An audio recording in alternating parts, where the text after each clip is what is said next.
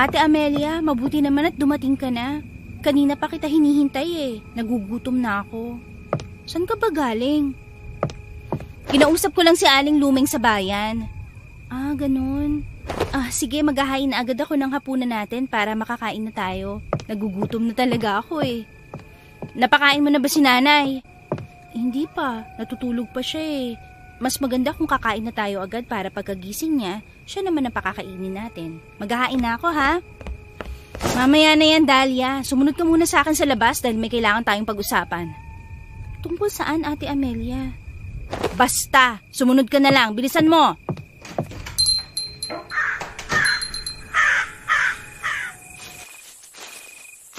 Teka, susunod na ako. Huwag ka maingay at baka magising pa si nanay. Dito tayo sa may likod ng bahay. Hindi niya tayo maririnig kasi nga kanina pa siya natutulog. Ano ba yung sasabihin mo, ate? May maganda akong balita. Makakapasok na tayo sa mansyon ni Mayor Jose. Ha? Anong ha? Hindi ba't may usapan na tayo tungkol doon? Aalis na kasi si Aling Lumeng dahil pupunta na raw siya sa Maynila. At alam mo ba, nirekomenda niya tayo para pumalit sa kanya para magrasyon ng gulay sa mansyon ng mayor. Sinabi niya na pinagkakatiwalaan niya tayo, kaya tayo nang papalit sa kanya. Pero bakit parang hindi ka masaya, Dahlia? Hindi ba't matagal na natin itong pinaplano? Nagbunga na yung matagal nating paghihintay. Makakapasok na tayo sa mansyon ng walang yung mayor na yun. Makakaganti na tayo kay Mayor Jose. Magagawa na natin siyang aswang. Ano? Magsalita ka. Bakit bang tahimik mo? Ay, ikaw lang naman, Ate Amelia, ang may gusto niyang plano na yan eh. Ikaw lang ang may gusto na gawin nating aswang si Mayor Jose. Ano? Hindi ba matagal ko nang sinasabi sa'yo na kailangan nating gantihan ng mayor na yon? Hindi lang siya, kundi pati na rin yung asawa niya. Hindi ko alam kung bakit kailangan pa nating gawin yun. Maayos naman ang buhay natin, di ba? Naririnig mo ba sinasabi mo, Dahlia? Ate Amelia, huwag na tayong gumawa pa ng gulo. Maayos ang buhay natin. May malaki tayong lupa na pinagtataniman ng mga gulay na tinitinda natin dito sa baryo. Tayo ang may pinakamalaking binabagsak ng mga gulay. Tamang-tama lang ang income na pumapasok sa atin. Healthy ka at healthy rin naman ako. Nakakakain tayo ng 3 beses sa isang araw. At higit sa lahat, may sarili tayong bahay. Hindi ko maintindihan kung bakit kailangan pa nating gantihan si Mayor Jose. Bumabahag na naman ba yung buntot mo, ha, Dahlia? Hindi ako natatakot, ate. Ayoko lang ng gulo dahil kontento na ako sa buhay na meron tayo. Kontento? Sige, sabihin na nating maayos naman ang buhay natin. Pero mas maayos ang buhay nila. Naging mayor pa nga siya sa baryo na to sa kabila ng kawalangihan niya eh. At baka nakakalimutan mo, hindi tayo normal na tao. Mga bangkilan tayo. Isa sa misyon natin ay ang maglipat ng itim na perlas dahil kung hindi, manghihina tayo at mamamatay. Wala rin naman tayong iba mapagpapasahan, di ba? Pero ate, kaya nga magandang pagkakataon na to para si Mayor Jose ang mapagpasahan natin ng perlas para maging aswang siya. Eh di nakaganti na tayo sa kanya at sa ginawa niya kay nanay, pati na rin doon sa matapobre niyang asawa. Huwag mong sabihin na hindi ka naman naaawa sa kalagayan ngayon ni nanay, ha? Hindi naman sa ganoon, Ate Amelia. Hindi? Eh parang yun kasing pinapakita mo sa akin ngayon eh. Naaawa ko sa kalagayan ni nanay. Dapat lang, Dahlia. Nabaliw si nanay dahil sa pananamantala ng Mayor Jose na yon. Nung katulong pa lang si nanay sa pamilya na yon. Hindi lang 1 beses yung pinagsamantalahan si nanay, kundi 2 beses. Kaya nga tayo nabuo, di ba? At anong malala pa ron? Baka nakakalimutan mo, kaya ipapaalala ko sa'yo. Hindi ko naman yun nakakalimutan, ate. Yung magaling niyang asawa na si Lorene, ipinakalat niya sa buong baryo na si nanay mismo ang lumandi sa mayor, na inakit ni nanay si Mayor Jose, kaya nangyari sa kanilang 2 yon. Sobrang naging kahihiyan yun para kay nanay, kaya anong naging resulta? Ayan, at nabaliw siya. Hindi ko alam kung ano pang sasabihin ko kay Ate Amelia para mapakinggan din niya ang punto ko. Alam kong hindi siya makikinig sa akin dahil kitang-kita ko sa mga mata niya ang pagiging determinado. Sa aming dalawa, siya naman kasi talaga ang laging nasusunod. Wala na ako nagawa kung hindi ang yumuko na lang at tatalikuran na sana siya, pero marahas nang hinawakan ng braso ko para pigilan at muling pinaharap sa kanya. Galit na galit pa rin ang tingin niya sa akin. At Saan ka pupunta? Nag-uusap pa tayo. Huwag mo akong tatalikuran. Wala na rin naman akong sasabihin pa sa'yo, Ate Amelia. Alam kong kahit tumanggi ako sa gusto mo mangyari, pipilitin mo pa rin ako. Dahil dapat dalawa tayo rito, Dahlia. Kung gusto mo, ikaw na lang ang gumawa. Kesa naman pilitin mo ako sa isang bagay na ayokong gawin. Hindi mo ako pwedeng iwan na lang basta sa ere, Dahlia. Nanay nating pareho ang pinaghihiganti natin. Ngayon mo pa talaga balak umatras kung kailan makakapasok na tayo sa mansyon ni Mayor? Wala ka namang kailangan gawin kundi sundin lang ako. Sabi ko na nga ba't wala rin ako magagawa kahit tumanggi ako eh. Kailangan ko lang ng tulong mo. Pero ako pa rin ang kikilo sa ating dalawa. Ako naman ang magpapasa ng itim na peras kay Mayor Jose, hindi ikaw. Nandun ka lang para alalayan ako. Hindi ko pa rin talaga alam, Ate Amelia. Napakahina ng loob mo. Sa ayaw at sa gusto mo, susunod ka sa akin at tutulungan mo ko. Tapos ang usapan! Wala na akong nagawa pa kung hindi ang panoorin na lang si Ate Amelia na maglakad na papalayo sa akin. Pagkatapos namin kumain ng hapunan, nagtulong naman kami ni Ate Amelia para paliguan na rin si Nanay. Yun na ang nagiging takbo ng gawain namin sa araw-araw. Ako ang taga-igib ng tubig para dalhin sa kwarto ni Nanay habang si Ate Amelia naman ang nagpapaligo sa kanya. Tumutulong lang ako kapag may kailangan siyang ipaabot sa akin o sa tuwing bibihisan na namin siya ng damit. At dahil wala namang kama at tanging kawayan na papaglang ang hinihigaan ni Nanay, doon na rin namin siya pinapaliguan. Itinatabi lang namin sa gilid ang unan at kumot niya para hindi yun mabasa. Nakatayo lang ako sa may likod ni Ate habang abala siya sa pagpapaligo kay Nanay. Kinukuskusan niya ng maliit na bimpo na may sabon ang katawan ni Nanay nang magsalita siya. Alam mo ba, Nay, may maganda akong balita. Nakakapasok na kami ni Dahlia sa mansyon ni Mayor Jose. Ate, tingin ko mas maganda kung hindi mo na yan sasabihin pa kay Nanay. Tumahimik ka nga dyan. Hindi ko kailangan ng opinyon ng isang duwag na katulad mo. Lagi ka nalang ganyan kapag hindi nasusunod ang gusto mo eh. May sinasabi ka ba, ha? Wala, Ate Amelia. Nay, may ipaghihiganti ka na namin kay Mayor Jose at sa asawa niyang mata pobre. Huwag ka mag-alala. Sisiguruhin ko na magbabayad sila sa lahat ng ginawa nila sa'yo. Nahuli lang ang paghihiganti namin sa kanila. Pero hindi kami nakakalimot. Sisiguruhin ko na nasa atin ang huling halakhak. Hindi ako papayag na ikaw lang ang wala sa katinoan ngayon, Nay. Alam mo ba, gagawin naming baliw ang asawa niya. Itutulad namin siya sa'yo para maranasan niya din ang nararanasan mo. Ate, hindi mo na dapat pang sinasabi kay Nanay yan. Tumahimik ka. Gusto kong malaman niya na hindi tayo basta tatahimik na lang sa kabila ng kalagayan niyang yan. At si Mayor Jose, gagawin namin siyang aswang, Nay. Ililipat ko sa kanyang itim kong perlas para maging isang ganap na aswang siya.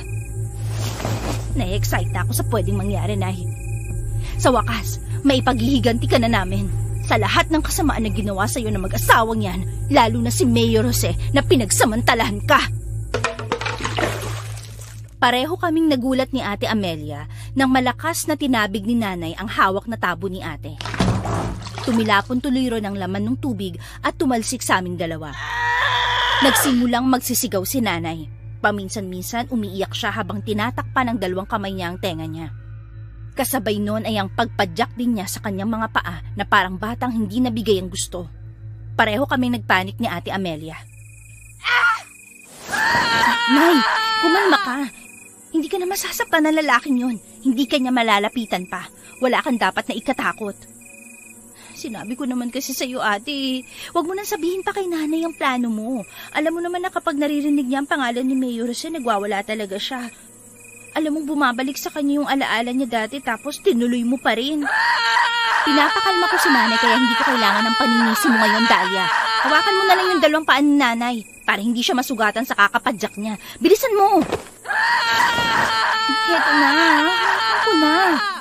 Nay, kumalma ka. Ako to si Amelia, ang panganay mong anak. Nandito ako. Hindi ko hahayaan na masaktan ka pa ulit ng lalaking yon. Ngayon, ako na maghihiganti para sa'yo. Sisiguruhin kong pagsisisihan nilang ginawa nila sa'yo. Tama na ho, Nay. Nandito lang po kami. Hindi ka po namin pababayaan. Malapit na namin magawa ang plano namin. Konting hakbang na lang. Mararanasan na rin nila ang paghihiganti ng aswang na bangkilan. Ipaghihiganti ka namin, Nay. Hindi namin sasayangin ang lahi na naipamana mo sa amin. Sa tingin ko, hindi nakakalma si Nanay, Ate Amelia. Lalo nang lumalakas yung pagwawala niya, oh. Anong gagawin natin? Kunin mo nga yung kadena. Kakadenahin na lang natin si Nanay. Tapos na rin naman siyang paliguan eh. Sige, bilisan mo. Magmamadaling araw na nang matapos si Nanay sa pagwawala at pag-iiyak niya. Ngayon pa lang din kami makakapagpahinga ni Ate Amelia dahil hinintay pa talaga namin na makatulog si Nanay. May mga pagkakataon kasi na sinasaktan niya ang sarili niya. Kadalasan, sinasabunutan niya ang buhok niya o inuuntog niya ang ulo niya sa pader. Kaya kinailangan pa talaga namin na masigurong mahimbing na talaga ang pagtulog niya bago kami pumasok sa silid namin. Naghahanda na ako sa pagtulog nang magsalita ulit si Ate Amelia. Nakita mo naman siguro ang nangyari kay Nanay nung marinig niya pa lang ang pangalan ng demonyong Mayor Jose na yun, di ba? Nakita mo naman kung gaano kalaking trauma ang inabot niya. Huwag mong sabihin na sinadya mo talagang banggitin ng pangalan ni Mayor Jose sa harap ni Nanay para magwala siya ng ganun, Ate Amelia. Isipin mo na ang gusto mong isipin.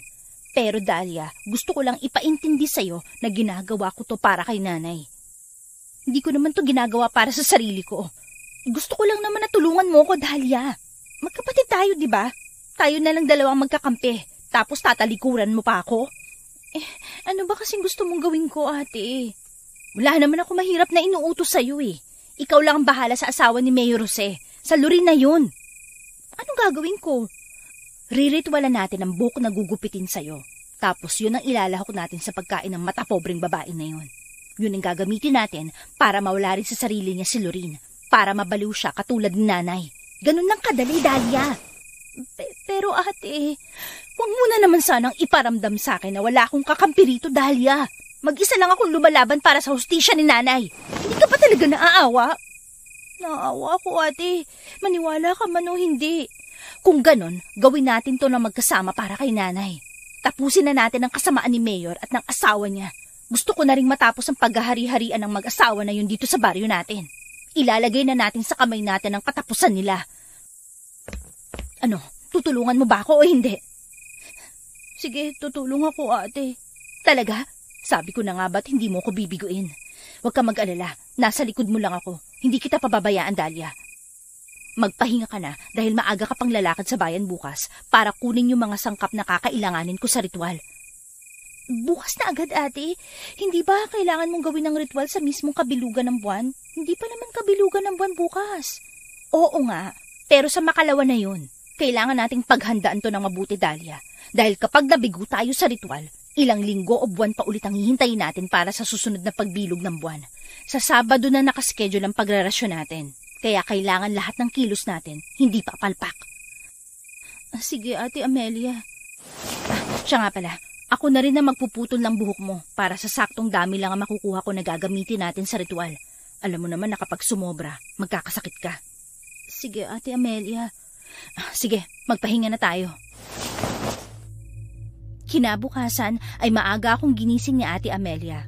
Umagang-umaga pa lang, pinahandaan niya na sa akin ang mga kasangkapan na gagamitin niya sa ritual. Wala naman ako nagawa kung hindi ang makinig na lang sa mga utos niya, kahit may kasama pa yon na pagrereklamo. Hindi ba sinabi ko sa'yo na gumising ka ng maaga? Hindi mo naman sinaseryoso itong gagawin natin, Dahlia. Pasensya na, ate.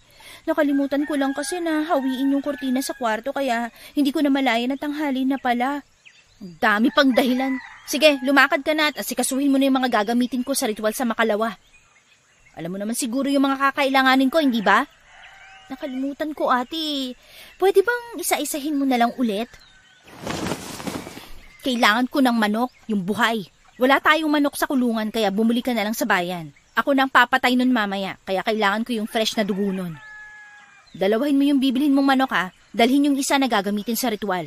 Pagkakuha ng dugo, susunugin ang buo para makuha ko yung abo. Nakikinig ka ba? Oo ate, nakikinig ako. Mabuti. Yung isa namang manok, yun ang lulutuin ko na ulam na ibibigay natin sa Mayora bilang peking pasasalamat dahil tinanggap niya yung rekomendasyon ni Aling Luming na tayo ang papalit sa kanya sa pagrarasyon. Sige, Ate Amelia. Meron ka pa bang ibang kailangan? Yung itim na kandila din. Huwag mong kakalimutan yon. Teka, ate. O ano yon? Hindi ba may mahalaga pang sangkap na mas kailangan sa ritual? Yung langis mula sa laman ng tao? Paano na yun? Wala tayong ganun. Hindi ba matagal nang naubos yung imbak na langis ni nanay? Huwag mo nang isipin yon. Ako nang bahala ron. Sigurado ka, ate? Saan ka kukuha nun? Sinabi ko na sa'yo, di ba? Ako nang bahala sa sangkap na yon. Madali na yun sa akin. Sige, Ate Amelia. Lalakad na ako. Huwag kang pakupat-kupad, ha? Bilisan mo! Mabilis kong sinunod ang lahat ng bili ni Ate Amelia. Pagkatapos kong mahanap ang lahat ng mga gagamitin sa ritual, umuwi na rin ako. Pagkabigay ko sa kanya ng lahat, inutusan niya naman ako na linisin yung bakanting kubo sa may likod ng bahay dahil yun daw ang gagamitin niya para isagawa ang ritual sa darating na kabilugan ng buwan bukas ng gabi. Pagkatapos ng lahat, ay bumalik na rin ako sa loob ng bahay kung saan naabutan ko si Ate Amelia na nagluluto na ng hapunan. Ate, tapos ko nang linisin yung kubo. Mabuti naman, pumunta ka na rito at kumain ka na ng hapunan. Ha? Bakit ako lang? Hindi ka ba sasabay sa akin, ate? Mamaya na ako kakain. Si nanay? Mamaya na rin siya kakain. Tinanong ko siya kanina at wala pa raw siyang gana. Ipaghahain ko na lang siya mamaya. Teka, bakit parang kukunti naman talaga yung niluto mo, ate? Parang pang isang tao lang talaga yan eh. Sigurado ba kayo nakakain talaga kayo ni nanay? Oo nga. Huwag kang masyado pang maraming tanong dyan, Dahlia. Umupo ka na at kumain tapos matulog ka na rin. Pero ate, maaga pa eh. Kailangan mo na magpahinga ng maaga para may lakas ka bukas. Kukunan na kita ng buhok bukas, di ba? Kailangan mo makabawi ng lakas para hindi ka manghina. Sige ate, kakain na ako. Nakaramdam ako ng pagtataka kung bakit parang atat si ate na matulog ako ng maaga kahit alam niya na kalulubog pa lang ng araw. Pero dahil sinabi niya na para din naman yun sa kabutihan ko, kaya nakinig na lang ako sa kanya. Pagkatapos ko ngang kumain, ay nagpahinga na ako. Nung madaling araw, naalimpungatan ako sa tunog na nanggagaling sa kusina. Tunog yon na parang may tinatadtad sa lamesa, pero hinayaan ko na lang. Kinabukasan, pagkagising ko, lumabas na rin ako agad ng kwarto. Sa may bungad pa lang ng pintuan, agad na akong napatigil nang makita ko si nanay sa may sala. Nakataas pa ang isa niyang paa habang may kinakain siyang sariwang kamay ng tao. Puno ng dugo ang palibot ng bibig niya, pati na rin ang puting duster na suot niya. Napatakbo ko palapit kay nanay para agawin ang kinakain niya, pero nagagalit siya sa akin. At inaangilan niya ako na para siyang asong inaagawan ng pagkain. Nay! Saan mo galing yung kinakain niyo? Magsalita kayo! Lumabas ba kayo ng bahay? Saan niyo ko nakuha yan? Dahlia! Gising ka na ba? Hayaan mo na dyan si nanay. Pumunta ka rito sa may kusina. Bilisan mo! Ate! Si nanay! Buti naman at gising ka na. Ligpitin mo nga yung lamesa, punasan mo at ang daming dugo. Baka langawin pa tayo rito eh. Tinatapos ko lang itong pinapakuluan ko rito. Anong ibig sabihin nito, Ate Amelia? Bakit may karne ng tao rito ko? Bakit parang gulat na gulat ka? Di ba kailangan natin ng langis mula sa karne ng tao para sa ritual mamaya? San galing niyang tao na kinatay mo? San pa ba? Nag-abang lang ako ng lalaki kanina madaling araw dyan sa may bayan. Alam mo naman sa mga katulad nating aswang na bangkilan, madali lang para sa atin na makaakit ng lalaki. Isipin mo, nag-aabang lang ako sa may lumang waiting shed. Lumapit na yung lalaki sa akin at inakit ako makipagtalik sa kanya. Diyan tuloy ang napala niya. Nakita mo bang kinakain ni nanay? Kumakain siya ng kami ng tao, Ate Amelia! Alam ko, ako ang nagbigay nun sa kanya eh.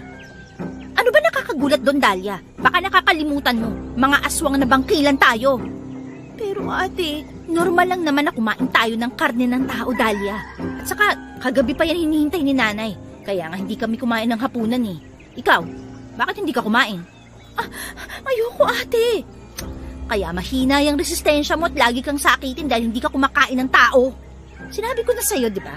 Normal lang na kumain tayo ng tao dahil mga aswang tayo. Okay na ako sa mga hayop, ate. Masyado ka kasing nagpipiling na normal na tao dyan eh. Ipapaalala ko lang sa'yo, mga bangkilan tayo. Ginagamit natin ang ganda natin para makapangbiktima tayo. Kung ako ang papipiliin, Hindi ko naman ginusto na maging bangkilan ako. Ano magagawa mo? Pinanganak na tayong bangkilan. Nasa dugo na natin pagiging aswang. Masyado mo lang talagang niloloko ang sarili mo eh. Kahit ano pang pag-iwas sa pagkain ng tao ang gawin mo, hindi mababago nun ang katotohanan na aswang ka. Na aswang tayo! Matagal na panahon na tayong hindi umaatake ng tao. Baka gulo tong ginawa mo, ate. Paano kung hanapin sa barangay ang lalaking biniktima mo? Hindi naman ako tanga para umatake lang ng kung sino-sino. Siyempre, alam kong bakasyonista yung lalaking yan. Paalis na yan dito sa baryo kaya nga nandun siya sa may waiting shed at naghihintay ng sasakyan. Inunahan lang talaga siya ng init ng katawan niya kaya yan ang napala niya. Kinuha ko na rin ang pagkakataon na yun dahil kailangan nga natin ng langis mula sa karne ng tao para matuloy ang ritual mamaya. Mali pa rin yun, ate. Lahat na lang sa'yo mali, Dahlia. Masyado ka mabait. Pwede ba? Kung ayaw mong kumain, edi wag. Hindi naman kita pinipilit Ligpitin mo na nga yung lamesa at baka langawin pa tayo. Ilagay mo sa plastic yung ibang karne na natira para kapag nagutom si nanay, yan ang ipapakain natin sa kanya. Bilisan mo na! Sige, ate. Di na ako magtataka na yung kabaitan mo magpapahamak sa'yo. Darating ang araw na baka magpasalamat ka pa sa akin dahil tinuturuan kita kung paano tumakbo ang buhay. Ate, naririnig ko pa rin yung binubulong mo Nandito lang ako sa may likuran mo. Ano? Sinasadya ko naman talagang marinig mo At bakit? Totoo naman ang sinasabi ko, Dahlia. Masyado ka naman talagang mabait. Tingnan mo nga, kung hindi pa kita pinilit na matuloy yung plano nating paghihiganti kay Mayor Jose at sa asawa niya, hindi mo pa ako tutulungan. Tama na, Ate Amelia. Hanggang ngayon ba, isusumbat mo pa rin sa akin yan? Pumayag na nga ako, diba? Duda pa rin ako sa'yo. Dahil baka sa kalagitnaan, bigla na namang bumahag yung buntot mo at umatras ka. Binabalaan kita ngayon palang, Dahlia. Kapag naging sagabal ka sa plano natin na to, hindi ako magdadalawang isip na kalabanin ka rin. Mas pinili ko na lang na hindi sumagot kay Ate Amelia dahil siguradong masahaba lang ang usapan namin. Alam ko naman kasi na pagdating sa ganitong mga usapan, hindi siya basta-basta magpapatalo. Pagsapit ng gabi kung saan nagpakita na ang kabilugan ng buwan, nauna na ako sa may kubo para mag-asikaso sa pagsisimula ng ritual. Idinilig ko sa sahigang dugo ng hayop. Gamit ang dugo nun ay gumawa ako ng bilog. Tapos sa gitna ay ibinuhos ko naman ang abo ng sinunog na hayop. Tiniri ko na rin ang patatsulok ang 3 itim na kandila sa tabi ng abo. Buti naman at nagsimula ka na. Akala ko kailangan pa kitang utusan Iyan na ba, Ate Amelia, yung ihahanda nating ulam para sa Mayora? Oo. Hiniwa ko lang ng malaki tong karne ng manok dahil gagawin ko tong chicken barbecue. Ano naman yung nasa mangkok na yan, ate? Ito yung langis na nakuha sa karne ng tao. Bakit itim yan, ate? Sa pagkakatanda ko, dapat medyo kulay brown yun, diba? Di ko nga rin alam Baka masyado mong napakuluan? Hayaan mo na, wala na tayong oras. Pumasok ka dyan sa bilog at nang makapagsimula na tayo ng ritual. May dala ka bang gunting? Meron, Ate Amelia. Mabuti, yan yung gagamitin ko na pamputol ng buhok mo. Sige na, pumasok ka na dyan sa loob ng bilog at susunod ako. Sinunod ko ang utos ni Ate Amelia. Pumasok na ako sa loob ng bilog na ginawa ko mula sa dugo ng manok. Maya-maya ay sumunod na rin siya. Magkatabi kaming nakaupo nang magsimula siyang mag-usal ng orasyon. Habang tumatagal ang binibigkas na orasyon ni Ate Amelia, ramdam na naming pareho ang pag-init ng mga katawan namin. Nasisiguro ko na nabubuhay na ang dugong aswang namin ni Ate Amelia ng mga sandaling yon. Mga ilang sandali pa ay pinaabot na sa akin ni Ate Amelia ang gunting at pinutulan na niya ako ng buhok. Siguro naman, sakto na to, di ba? Sakto na yan, ate. Isang dakot na buhok. Marami na yan, panigurado. Sige, ikaw na magsunog niyan. Siguruhin mo na makukuha mo yung abo, ha? Saan mo ilalagay yung abo, Ate Amelia? Ihalo mo rito sa langis ng tao na nasa mangkok.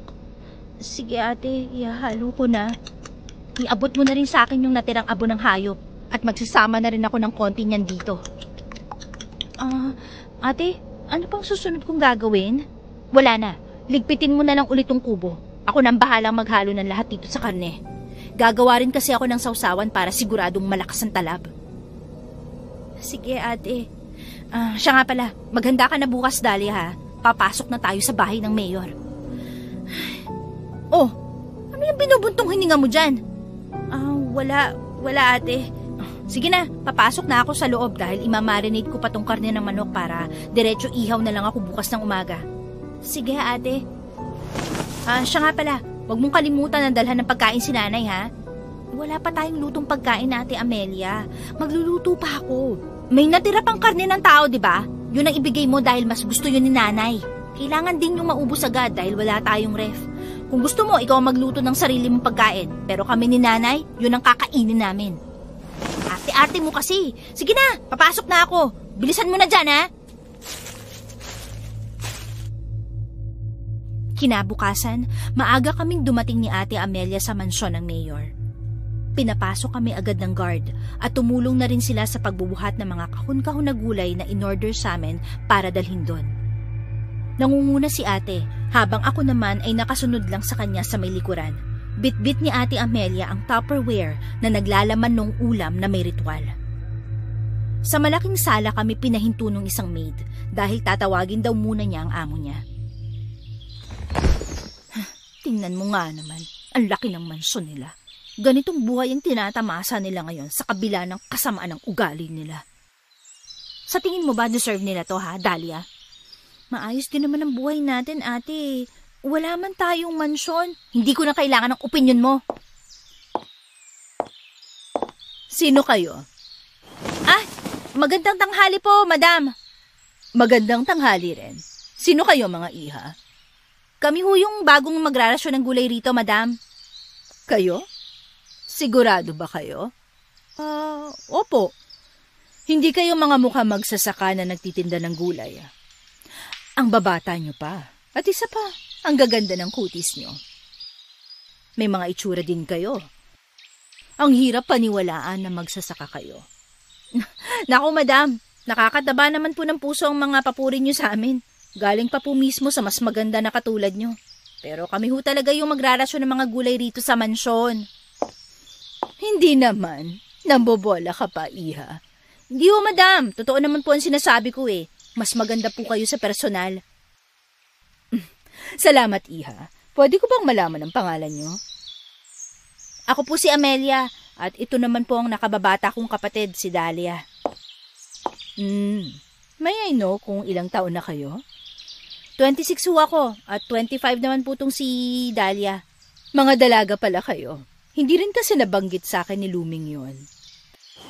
Ay, madam, makakaasa naman kayo na makakamura kayo sa amin. At isa pa, lagi hong on time ang deliver ng rasyon ng gulay nyo rito. Maipapangako ho namin yan ng kapatid ko. Di ba, Dahlia? Opo, madam. Ma'am Lorena lang. Ayokong tinatawag ako madam. Baka may makarinig pang ibang tao, baka isipin na masyado ako nagpapakamadam. Ako naman katuwang lang ng asawa ko. Hindi ko deserve na matawag pang madam. Naku, madam ho talaga kayo. Asawa ho kayo ni Mayor Jose na isa sa pinakababait na mayor. At ang bait-bait nyo rin ho.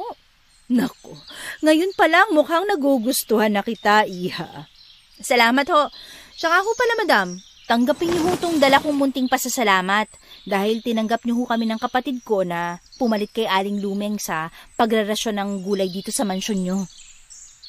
Ano naman yan? Chicken barbecue ho, madam. Magdamag ko pong binabad para siguradong nanuutan lasa. Meron din po itong kasamang special sauce na siguradong bagay na bagay sa barbecue. Pasasalamat lang ho kasi malaking tulong po sa amin tong oportunidad na binigay niyo sa amin. Oh gosh, mukhang masarap nga. Diet pa naman ako. Actually, more on gulay nga kami rito sa bahay dahil alam mo na, umeedad na kami nun Kailangan naming alagaan ang mga health namin. Ay naku, sayang naman ho kung hindi niyo matitikman tong niluto ko. Para pa naman ho talaga sa inyo to, madam. Pero sige na nga. Ayoko naman na mapunta lang sa wala ang pag-aabala mo na makapagdala ng pagkain dito. Sige, basta siguruhin mo na masarap yan, ha? Para naman hindi masayang ang pagsira ko sa diet ko. Nakakasiguro kayo na masarap yan, madam. Hindi kayo magsisisi. O sige, thank you ulit. Maiwan ko na muna kayo rito at sasabihan ko lang yung mga katulong na maghain agad. Total, past 12 na rin naman, nagugutom na ako. Gusto niyo bang sumabay na? Hindi na ho, madam. Para sa inyo ho kasi talaga yan eh. O siya, sige. Ipapaabot ko na lang sa maid yung bayad ko sa nirasyon nyo ngayon. Hindi ko na kayo mahaharap ulit kasi kakain na ako. May vitamins pa kasi ako na kailangang i-take on time. Sige ho. Teka lang ho, madam. Oh, yes? Nasaan ho si Mayor Jose? Bakit mahinahanap ang asawa ko? Personal na magpapasalamat lang din ho sana kami ng kapatid ko. Sobrang idol po kasi talaga namin si Mayor. Sa sobrang hands-on niya sa pag-aayos dito sa baryo natin. Ganun ba? Wala ngayon si Mayor Jose. May pinuntahan siyang meeting sa Manila. At susunduin niya rin yung anak namin na nag-aaral doon para magbakasyon dito. Ganun ho ba? Sayang naman ho. Huwag kayong mag-alala. Pabalik na rin naman yon. Sige na, maiwan ko na muna kayong dalawa dyan. Hintayin nyo na lang yung bayad, ha? Sige madam, eat well po Salamat po ulit. Salamat ho, Ma'am Lorene. Medyo natagalan ang pag-abot sa amin ng bayad para sa nirasyon naming gulay, kaya naman natanaw pa namin sa may hapagkainan ang pagkain ni Ma'am Lorene noong dalang ulam ni Ate Amelia. Halata namang nag-e-enjoy siya dahil tumatangu-tangu pa siya habang umunguya. Hindi lang namin nalaman ni Ate Amelia kung gaano karami yung nakain ng Mayora dahil naibigay na rin sa amin yung bayad kaya kailangan na naming umalis. Naglalakad na kami ni Ate palabas ng bahay nang hindi ko maiwasan na magsalita. Ate? Mukhang mabait naman si Mayora. Sinabi ko na nga ba yan ang sasabihin mo ngayon nakaharap na natin siya. Hindi porket malambing at ngumingiti ang isang tao kapag nagsasalita, mabait na agad. Pakitang tao lang yun. Hindi ka talaga marunong bumasa ng tawa, no, Dahlia? Paano mo naman nasabi na pakitang tao lang yun, Ate Amelia? Hindi mo ba napansin, nung pagsulpot pa lang niya sa harapan natin, nakataas na agad ang kilay niya, iba rin yung boses niya. Nakita niya kasi na may itsura tayo, na magaganda tayo. Sa kanya na rin ang galing, di ba? Nag-iba rin ang boses niya nung malaman niya na mga dalaga pa tayo. Alam mo kung bakit? Bakit ate? Kasi, babaero nga ang asawa niya, si Mayor. Natatakot siyang magkaroon ulit ng babae si Mayor Jose dahil masasapawan na naman siya. Kaya pala napansin ko na matatanda yung mga katulong niya sa mansyon. Tama. Siguradong nag-iingat na rin siya ngayon sa mga kinukuha niyang katulong dahil nga isa si nanay sa nagustuhan ng walang yan niyang asawa nun. Hindi na nakakagulat pa. Sa mga katulad niyang matatanda na, malaki talaga ang inggit niya sa mga dalaga o bata na katulad natin. Mabilis ka talagang kumilatis ng tao, ate. Oo naman, kailangan nating matutunan yon, lalo na pag hindi naman tayo normal na tao. Kahit anong yaman niya at dahil kulubot ng balat niya, idagdag pa niyang asawa niyang babaero. Matatakot at matatakot talaga siya. Bakit tumahimik ka na dyan? Wala ate. Kaya kung ako sa'yo, Dahlia, huwag ka magpapadala sa pangngiti-ngiti ng babaeng yun. Nasa lubang kulo nun. Walang pinagkaiba sa asawa niya. At ngayon na nasimulan na natin ang plano natin, hindi na tayo mahihirapan pa. Siguro naman natin na nakain niya yung pagkain na may ritual, di ba? Oo ate. Hihintayin na lang natin na tumalab yun sa kanya. Babalik tayo mamaya at sisilip. Dapat tumalab na yun agad sa kanya. Dahil pagkatapos niya, ang mayor naman ang isusunod natin. Wala nang kawalang pamilya nila sa mga kamay natin. Akala ni Ate Amelia ay tanging paghintay na lang ang gagawin namin. Nakailang balik na rin kami sa mansyon para silipin kung may pagbabago ba na magaganap sa Mayora matapos niya makain yung pagkain na may ritual. Pero wala nangyari. Walang pagbabago. Nagtatago lang kami ngayon ni ate sa may labas ng bahay nila at nakasilip sa hindi naman kataasan na pader. Dahil bubog ang dingding ng mansyon, kahit malayo natatanaw namin ang nangyayari sa loob. Kitang-kita namin na may pinapanood sa malaking flat screen TV ang Mayora. Exercise yon na ginagaya niya. Ano nangyayari? Bakit hindi pa rin tumatalab sa kanya yung niritwalan nating pagkain? Bakit walang pagbabago nangyayari? Ate, hindi ko alam eh. Nakita naman natin na kinain niya, di ba? Ano yun? Walang epekto sa kanya?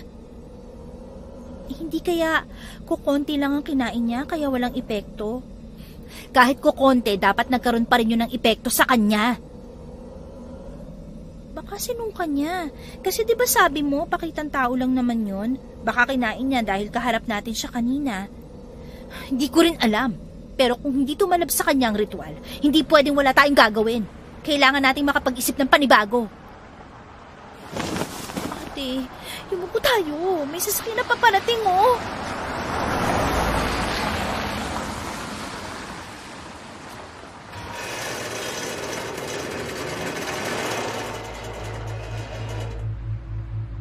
Buti na lang at mabilis kaming nakayuko ni ate nang may makita akong sasakyan na paparating. Dahil kung hindi, matatamaan sana kami ng headlight ng kotse. Kung nangyari yon, siguradong mahuhuli kami. Habang nagtatago, narinig namin ang sunod-sunod na tunog ng pagsara ng pinto ng sasakyan. Hindi nagtagal, mga pamilyar na boses ang narinig namin. Dahan-dahan ulit kaming sumilip ni Ate Amelia.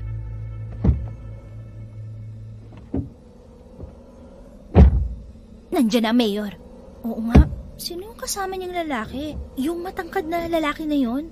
Baka yan yung anak nila na nabanggit sa atin kanina ng bruha. Yung tinutukoy niyang nag-aral sa Maynila. Oo, ang alam ko, nag-iisa nga nilang anak yan. Ate Yuko, lumabas na si Mayora! Oh God, buti naman at dumating na kayo. Kanina ko pa kayo hinihintay. Hi, Mom. Hi, son. You look so handsome talaga. Manang-mana ka sa akin. Bakit pawisan ka? Hindi ba obvious? Nag-exercise ako. Sexy ka na, Mom. You don't need that. Napakain kasi ako kanina ng marami. Ang sarap ng food eh. Medyo na-guilty ako kaya uminom agad ako ng pang-detox para mailabas ko agad. And now here, nag-exercise ako agad. Narinig mo ba yun, ate? Yung siguro ang dahilan kung bakit hindi tumalab yung kinain niya kanina. Uminom siya ng pampadumi. Siguro nga. Pinapagod mo lang ang sarili mo. Hindi na babalik sa dati ang katawan mo. Dad, pumasok na tayo. Napagod ako sa mahabang biyahe. Let's go, Mom. Inakit na rin ako ni Ate Amelia na umuwi at habang naglalakad kami, alam ko na masama ang loob niya na hindi gumana ang unang plano namin sa Mayora. Hindi na lang ako umimik dahil sigurado ako na mabubunton sa akin ang inis na nararamdaman niya. Pagkadating namin sa bahay, doon niya ako hinarap.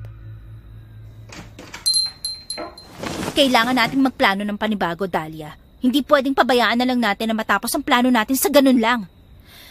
Kung may naiisip kang ibang paraan, ate, sabihin mo lang. Alam mo naman, wala akong alam sa mga ganyang bagay. Sumusunod lang naman ako sa iyo eh. Dahil kapag kinontra kita, magtatalo na naman tayo. Kung masyado siyang conscious sa kinakain niya, hindi natin maaasahan yung mga pwede pa nating ibigay na pagkain sa kanya na may ritual. Oo nga, ate. Kaya may isa pa akong naiisip na pwede nating ritualan. Ano naman yun, Ate Amelia? Kailangan nating makakuha ng personal na gamit niya. Ha?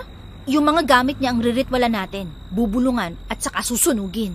Magnanakaw tayo ng gamit ng Mayora? Oo, sa dami ng gamit niya, siguradong hindi niya malalaman pa kung may mawawala. Pero ate, parang mas lalo na yata nagiging delikado yung plano mo eh. Dahil nandito na rin naman tayo, Dahlia. Bakit hindi pa natin itodo? Pero ate, wala nang pero. Nakapasok na tayo kanina eh. Nakilala na rin tayo. Hindi na tong tamang panahon para umatras pa. Bukas na bukas din, kailangan na nating makakuha ng gamit ni Mayora. Sinong kukuha? Di ikaw? Ako? Bakit ako, Ate Amelia? Bakit? Kaya mo bang kausapin siya, ha? Kaya mo bang utuin ng babaeng yon? Hindi ka nga makaimi kanina eh. Hindi ko kaya, ate. Kaya mo. At huwag mo akong bibiguin, Dahlia. Kukuha ka ng gamit niya habang kinakausap ko siya. Bukas, habang nagrarasyon tayo ng gulay at habang ako ang kaharap niya, mag-excuse ka at sabihin mo iihi ka. Kunin mo ang pagkakataon na yon para makahanap ng gamit niya. Bahala ka na sa diskarte mo. Basta dapat hindi ka mahuhuli, ha? Tapos na ang usapan na to. Kinabukasan, nang magrasyon ulit kami ng gulay sa mansyon at habang kinakausap na nga ni Ate Amelia si Mayora, wala na akong ibang choice kung hindi ang magpaalam para magbanyo. Buti na lang at ang tinurong banyo sa akin ni Mayora ay yung nasa second floor dahil under construction yung nasa baba. Sa unang pinto na nadaanan ko, dahan-dahan ko yung binuksan at sumilip ako sa loob. Sakto naman na bumungad agad sa mata ko ang litrato ni Mayor at ni Mayora nung kinasal sila na nakasabit sa may dingding. Naisip kong yun na ang kwarto ng mag-asawa. Palinga-linga ako at siniguro ko na wala talagang tao sa loob bago ako pumasok. Bago pa man ako makapagsimula na maghalungkat, isang boses ang nagpanigas sa akin sa kinatatayuan ko. Pamilyar ang boses na yon, kaya alam kong si Mayor Jose yon. Lalong bumilis ang tibok ng puso ko bago ako dahan-dahan na humarap sa kanya. Sino ka? Anong ginagawa mo sa kwarto namin? Mayor, magandang umaga po. Magandang umaga rin naman, Iha. Anong ginagawa mo rito? Huwag niyo sana akong pag-isipan ng masama, Mayor. Sa katunayan ho, kapapasok ko lang dito. Naghahanap po kasi ako ng banyo. Nanginginig ang boses mo. Huwag kang magpanik, Iha. Kumalma ka lang. Hindi naman ako galit. Hindi ho kayo galit? Hindi, ano ka ba? Nang makita ko pa lang ang malaanghel mong muka, na siguro ko na agad na wala kang balak na masama. Sa ganda mong yan, malabong magnanakaw ka. Naku, hindi ho talaga. Wala lang ho talagang katulong na nag-assist sa akin kaya kung ano na lang itong pinasok ko na kwarto. Pero paano ka nakapasok sa mismong mansyon na to? Bisita ka ba ng asawa ko? Hindi ho, kami ho ng kapatid ko ang bagong nagrarasyon ng gulay rito sa mansyon. Oo, naalala ko na.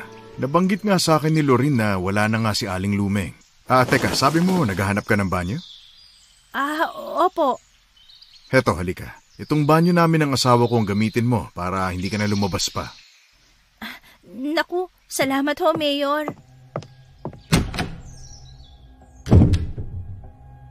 Naramdaman ko agad ang paghaplos ng kamay ni Mayor sa bandang tagiliran ko.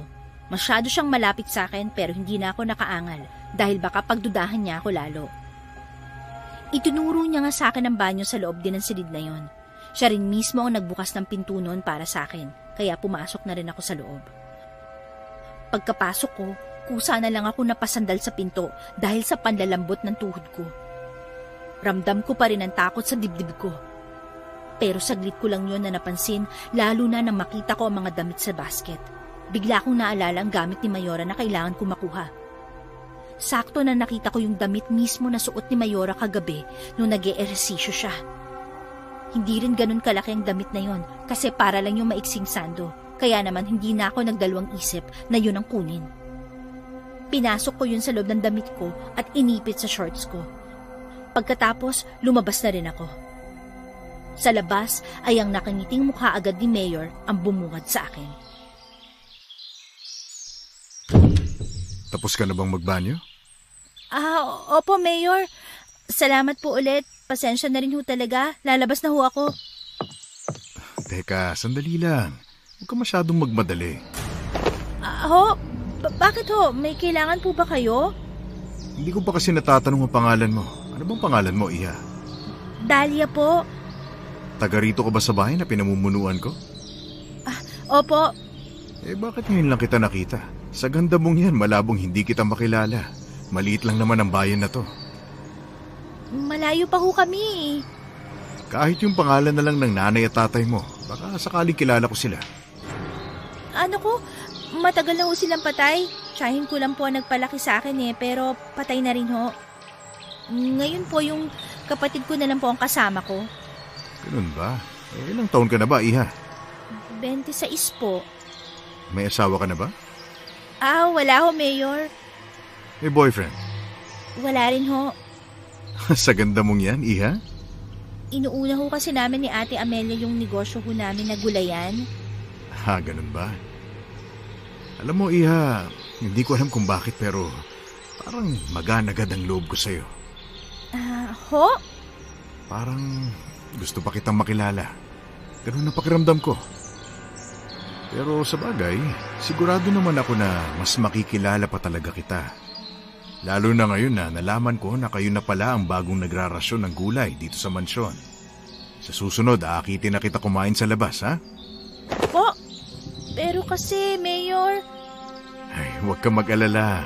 Alam ko namang mahiilang ka kung dito kita aakitin na kumain sa baryo natin. Pumayag ka lang, kahit sa syudad, pwede kitang dalhin. Kailangan ko na hong lumabas, Mayor. Baka ho kasi hinahanap na ako ng kapatid ko. Salamat ho uli. Ako na mismo ang kusang naglayo ng braso ko kay Mayor nang maramdaman ko na humahaplos na agad ang palad niya sa balat ko. Kakaiba na rin ang paraan ng pagtitig niya sa akin, kaya naman hindi ko na siya nilingon pa at nagmadali nang lumabas ng kwarto. Hindi naman ako ganun katanga para hindi maintindihan kung anong ginagawa niya sa akin. Sa loob-loob ko ay nasasaktan ako sa kinikilos niya dahil pati ako, hindi ko akalain na mararanasan ko yun sa kamay niya. Paglabas ko, hindi ko naabutan si ate. Sinabi lang nung isang katulong na lumabas na dahil iginala raw ni Mayora sa may garden, kaya lumabas na rin ako. Wala ako sa sarili habang naglalakad, kaya hindi ko namalayan na may makakasalubong ako at nagkabanggaan kami. Uy, miss, tumingin ka naman sa dinadaanan mo. Naku, pasensya na. No, it's fine. Pero okay ka lang ba? Bakit parang naiiyak ka?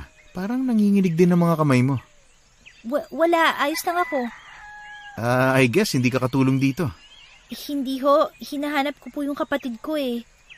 Nakatira ako dito sa bahay na to, anak ako ng mayor. Sino bang hinahanap mo? Baka makatawag ako ng tutulong sa'yo. Hinahanap ko yung kapatid ko, kasama raw niya si Mayora. Oh, si ma'am? So I guess yung kausap niya yung kapatid mo. Nakita ko sila sa may malapit sa fountain. Gusto mo samahan kita?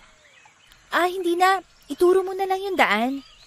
Okay, dumiretso ka lang at kumaliwa. Salamat. Wait. Anong pangalan mo, miss? Dahlia. I'm Ralph. Nice to meet you. Kailangan ko nang umalis. Pasensya na. Hindi ko na tinanggap pa ang kamay niyang inaabot sa akin dahil na-trauma na rin ako sa ginawa ng mayor kanina. Basta ko na lang siyang tinalikuran at umalis na. Sakto naman natapos na rin mag-usap si ate at ang Mayora kaya nagpaalam na rin kami agad. Sa paglalakad namin ni Ate Amelia pa uwi, hindi ko na malaya na kinakausap na pala niya ako at tinatanong kung nagawa ko ba yung pinag-uutos niya. Masyado akong tulala kaya hinila niya ako para paharapin sa kanya. Kanina pa kita tinatanong bakit hindi ka sumasagot? Ano yun ate? Kanina ka patulala dyan. Huwag mong sabihin na hindi mo nagawa yung pinag-uutos ko. Wala ka ba nakuha na gamit? Meron Ate Amelia. Nagawa ko naman yung pinag-uutos mo. Kung ganun, bakit tulala ka dyan? Kasi ano? Sumagot ka nga na maayos dyan, Dahlia. Wala ako nagawa kung hindi sabihin kay Ate Amelia ang nangyari. Kitang-kita ko tuloy na mas lalong dumoble ang galit niya sa mukha. At halos kalad ka rin niya ako pauwi dahil gusto niyang simulan namin sa lalong madaling panahon ng ritual. Ramdam ko ang gigil ni Ate Amelia pero hindi ko siya kayang kontrahin. Talak lang siya ng talak habang hinahanda niya mga gagamitin sa panibagong ritual. Ngayon mo sabihin na hindi dapat gantihan ng lalaking yon. Ngayon mo siya kaawaan, Dahlia. Baka pagtawanan pa kita. Tama na, Ate Amelia. Tapos ngayon pipigilan mo ako magsalita? Tingnan mo nga pati ikaw, sarili niyang kadugo. Bababuyin niya katulad ng ginawa niya kay nanay. Wala na akong sasabihin, ate.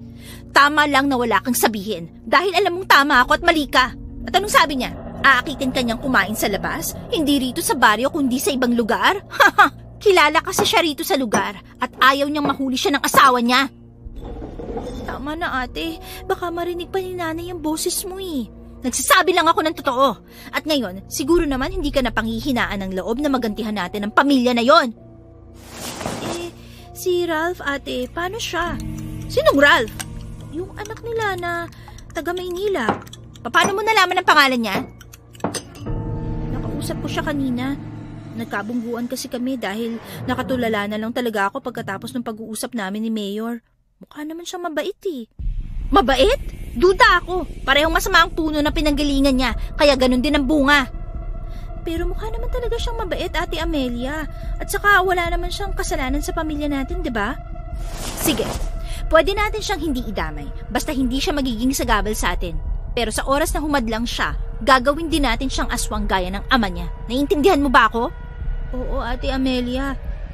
Sige na.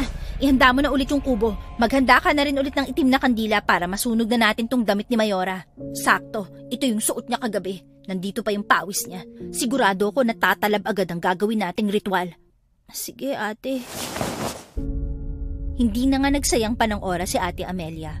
Pagkasulpot kasi ng bilog na buwan, sinimulan niya agad ang ritual. Sinunog niya sa apoy ng kandilang itim ang gamit na nakuha ko habang binubulong niya ang dasal. Itim na itim at may kakaibang amoy ng usok na nagmula sa sinunog na damit. Hindi yon normal na amoy. Basta mabaho yon at nakakabaliktad ng sikmura. Akala ko, pagkatapos ng ritual, tapos na rin kami at makakapagpahinga na. Pero hindi pa pala. Agad akong niyaya ni Ate Amelia na bumalik sa mansyon para makita mismo ng mga mata namin ang nangyari kay Mayora. Mula nga sa pader na pinagsisilipan namin ni Ate Amelia, nakita namin si Mayora na naglalakad ng pabalik-balik sa second floor at halatang hindi mapakali. Maya-maya ay dumating ang anak niya. Ma, ito na yung malamig na tubig na hinihingi mo sa akin. Bakit ba ang tagal mo? Ma, are you okay? Bakit pawis na pawis ka? At saka anong ginagawa mo rito sa labas? May aircon naman sa loob. Walang kwenta yung aircon. Mainit pa rin. What? Ang lamig-lamig nga sa kwarto niyo ni Dad eh. Pwede ba, Ralph? Umalis ka sa harapan ko. Ang init-init. Naririndi ako sa boses mo. Lumalab na ang ritual sa kanya. Sigurado ka, ate? Siguradong sigurado. Wala na siyang kawala. Mababaliw na siya. Matutulad na siya kay nanay. Mom, huwag mo naman ako sigawan. Ang ingay mo! Wait, let me check you, Mom. Baka may sakit ka. Ano ba? Huwag mo nga akong hawakan. Ang init-init na nga eh. Mabilis na tinabig ni Mayora ang kamay ng anak niya at sa isang iglap, bigla-bigla niyang hinagis yung baso na dala niya. Kitang-kita ko ang gulat sa mukha ni Ralph dahil sa ginawa ng nanay niya.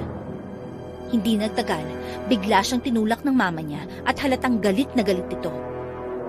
Nakasandal na tuloy ang likod ni Ralph sa may railings ng terrace habang nagwawala pa rin ang nanay niya. Mom!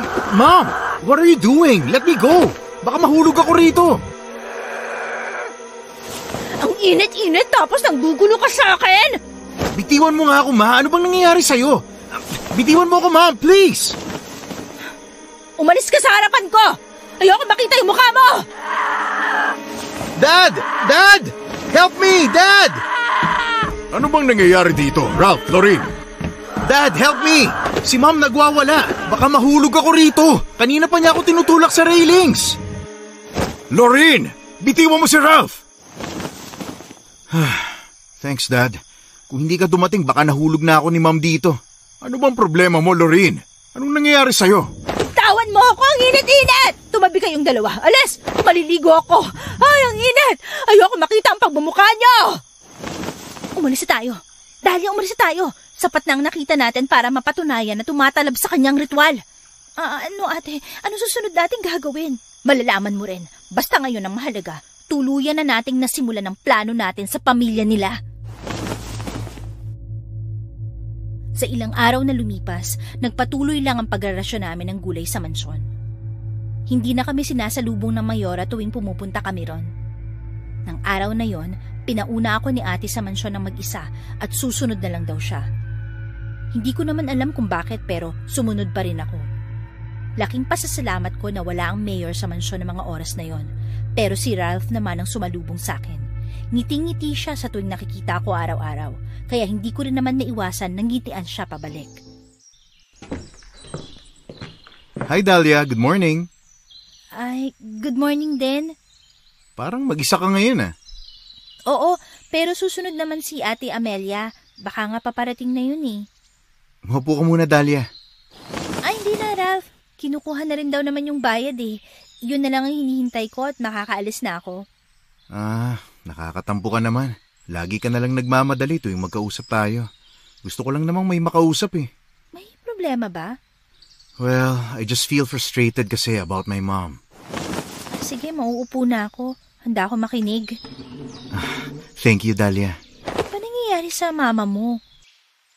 Lagi na lang kasi mainit yung ulo niya these past few days eh. Lagi na lang niya kaming sinisigawan ni Dad. Tapos naging masasakitin din siya. Lahat na lang iniinda ng katawan niya. Minsan sasakit na lang bigla ng sobrang ulo niya. Tapos yung likod at tagiliran niya. Lagi pa siyang naiinitan kahit ang lamig-lamig na ng kwarto niya. Ang malala pa ron, nagwawala siya sa hindi namin malaman na dahilan. Bakit hindi niyo ipatingin sa doktor? Pinipilit ko nga si Dad na ipatingin na sa doktor si Mom. Pero lagi na lang sinasabi ni Dad, busy daw siya. O di kaya naman umaarte lang daw si Mom. So hindi ko na alam ang gagawin ko, Dahlia.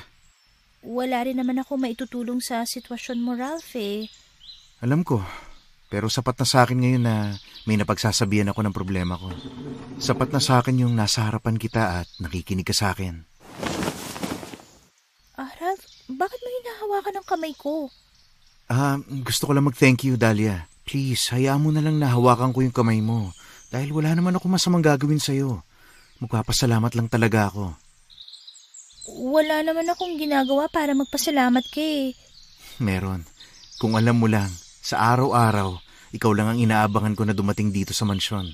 Wala lang akong lakas ng loob na makalapit sa'yo tulad ng ganito kapag kasama mo yung kapatid mo. Halata kasing masungit yung kapatid mo Sinabi mo pa. Masaya ako napatawa kita. Nagtatawanan kami ni Ralph ng mga sandaling yon nang bigla na lang sumulpot si Mayora. Galit na galit ang ekspresyon ng mukha niya, pero ang mas kapansin-pansin ay hindi maayos ang itsura niya. Ibang-iba sa Mayora na nakita namin nung una.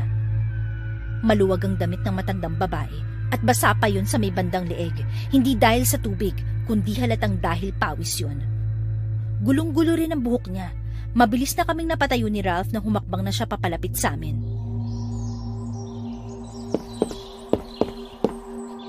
Anong ibig sabihin nito? Nag-uusap lang ho kami ni Dahlia. Nag-uusap?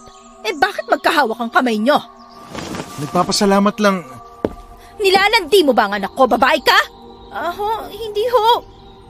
Ano bang sinasabi mo, Ma'am? Hindi totoo yung hinala mo. Hoy, Ralph! Manahimik ka! Hindi ikaw ang kinakausap ko! Ma'am, please. Huwag mo naman akong ipahiya sa harap ni Dahlia. At saka pwede bang huwag kang sumigaw? Naririnig tayo ng ibang katulong Hindi ikaw ang ipapahiya ko, Ralph, kundi ang babaeng to. Kailangan niyang mapahiya para matauhan siya. Hoy, babae! Ma'am, please. Tawan mo nga ako. Hoy, ikaw na babae ka. Layuan mo ang anak ko. Huwag mo siyang lalapitan. Hindi kayo bagay. Alamin mo kung saan ang lugar mo. Isa kang hampas lupa. Puno pa ng lupa ang kuko mo kaya hindi ka nababagay sa anak ko. Ang sakit niyo naman po magsalita. Talagang masakit ako magsalita. Lalo na kung totoo. Alam ko rin naman ang galawan ng tulad mo mahihirap. Nilalapitan mo ang anak ko para mahulog siya sa'yo at magustuhan ka niya. Nilalandi mo siya. Ma'am, ano ba? Sabi ng tama na I like Dahlia. Ano? Sinasabi mo, Ralph? Lalo mo lang pinapalala ang sitwasyon Anong sinabi mo, Ralph? Gusto ko lang malinaw sa iyo, Ma'am, at sa mga katulong na nakakarinig sa pagwawala mo ngayon, na ako ang may gusto kay Dahlia. I like her. Hindi niya ako nilalandi. Hindi rin niya ako nilalapitan dahil ako ang lumapit sa kanya. Simply because I like her. Ibig sabihin, nagkakamabutihan na kayo ng loob? Hindi ho! Yes, Ma. Sinabi ko na nga ba?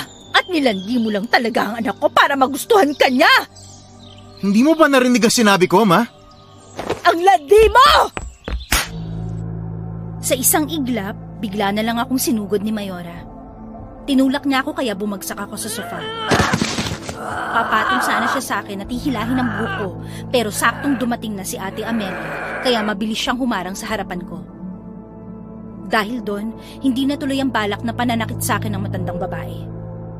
Nakita ko na rin si Ralph na hawak-hawak na ang dalawang braso ng ina niya. Kumalma lang ho kayo, madam. Hindi naman ho siguro kailangan umabot pa sa sakitan to. Masasaktan talaga yung kapatid mo kung hindi niya lalayuan ang anak ko. Narinig ko po ang lahat. Hayaan niyo ho at pagsasabihan ko ang kapatid ko na lumayo sa anak niyo. Hindi nga ako nilalandi ni Dahlia. Tumahimik ka! Kumalma na ho tayong lahat. Hindi ko ho sana hinayaan na magrason ng mag-isang kapatid ko. Gulo pa po pala ang mangyayari. Bilang paghingi po ng paumanhin, gusto ko sanang tanggapin niyo tong dala ko. Ano yan? Empanadang gulay ho ito, madam. Last time ho kasi, binanggit niyo sa amin ng kapatid ko na hindi kayo masyadong kumakain ng karne. Kaya pinagluto ko kayo ng masarap pero gawa sa gulay. Parang mabango At siguradong masarap din ho yan. Akin na, gutom na ako eh. Sa harapan mismo namin ay marahas na tinanggal ni Mayora ang takip ng Tupperware at halos dinalawang kagat niya lang ang naglalakihang empanada na luto ni Ate Amelia. Sarap na sarap nga si Madam sa kinakain niya. Pinipigilan pa nga siya ni Ralph dahil lamon kung lamon ang ginagawa ng ina. Pero hindi naman nagpapapigil ang matanda hanggang sa umalis na ito sa harapan namin. Yakap-yakap pa rin niya ang Tupperware habang umaakyat sa hagdan. Pagkatapos noon ay umalis na rin kami ni Ate Amelia. Sa bahay, hindi ko maiwasan na magtanong sa kanya.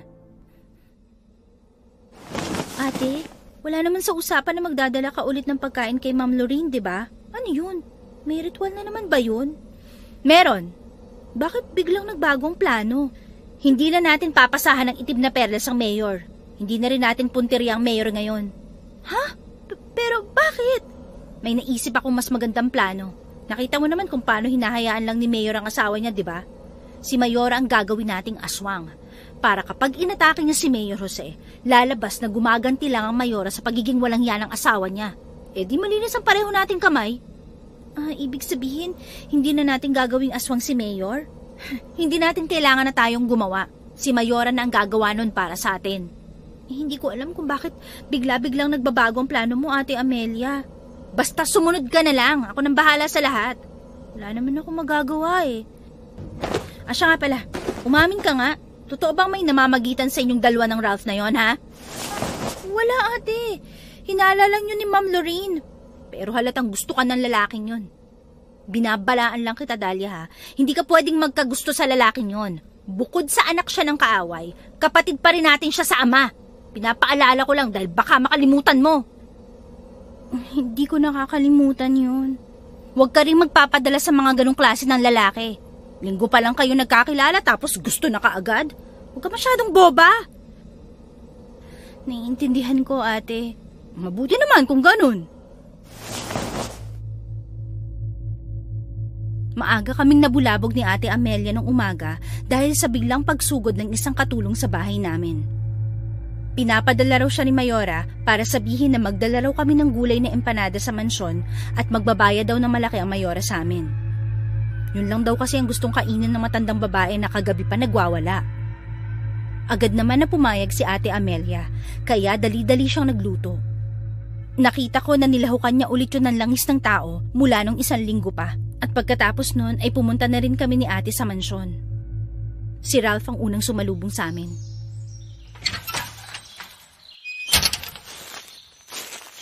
Thank God nandito na kayo. Kagabi pa nagwawala si Ma'am. Pinagtatapon niya lang yung pagkain na hinahain sa kanya dahil isa lang daw yung gusto niyang kainin. Huwag ka mag-alala. Dala na namin yung pagkain na ni-request ni Madam. Mabuti naman. Nagwawala na kasi talaga siya sa gutom eh. Nasaan na si Mayora? Nasa taas, sa kwarto nila ni Dad. Nasaan ang Mayor? I don't know. Wala naman kasi siyang pakialam sa nangyayari kay Ma'am eh. Pero pinapuntahan ko na sa mga tauhan namin para ipaalam at ipatawag siya. Baka parating na rin yon. Nasaan na si Madam? Para maibigay ko na sa kanya tong pagkain niya. Nasa taas, sa kwarto. Let's go. Umakyat na nga kami sa taas at kahit si Ralph ay nagtaka kung bakit tumahimik daw ang loob ng kwarto ng mom niya, samantalang kanina pa raw ay grabe itong magwala ron. Pagpasok namin sa loob, pareho kaming natigilan ni Ralph na makita namin si Mayora. Parehong namilog ang mga mata namin.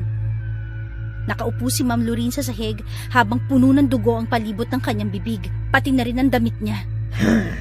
Sa harapan niya ay may maliit na aso ron na wala ng buhay at ang puti nitong balahibo ay napuno na rin ng dugo. Dahil magkatabi kami ni Ate Amelia, nakita ko sa gilid ng mata ko ang lihim na pagngiti niya. Alam ko na natutuwa siya sa nangyayari.